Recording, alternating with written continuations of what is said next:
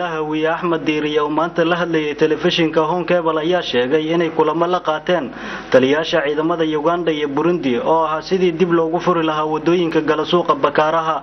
Adeer anagu ma aanu aragn sidaas laba aan furmin waxaan la kulannay ciidanka amisom dad saraakiishii iyo dadkii madaxdooda ahaa la kulannay waxaana ka wada hadlaynay madaafiicda la iska ridahayo in la yareeyo oo umada laga yareeyo wadooyin ma garanaysaa wada xama lagu kala bakaarno wadooyin dadka loo furo hadbaada iyo mushkilada laga daayo intaasaa ka wada hadlaynay ayadiina haata go'aan ugu dambaysay kaba aanan gaarin mana ana ku kala quusan waa meel fiican baa wadadu marahayay in mar labaad la isugu laabtana wadadu waa ma garan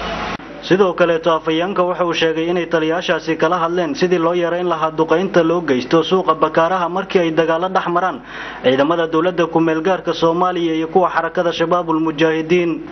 Jamaal Cali Yare, Home Cable TV, Muqdisho.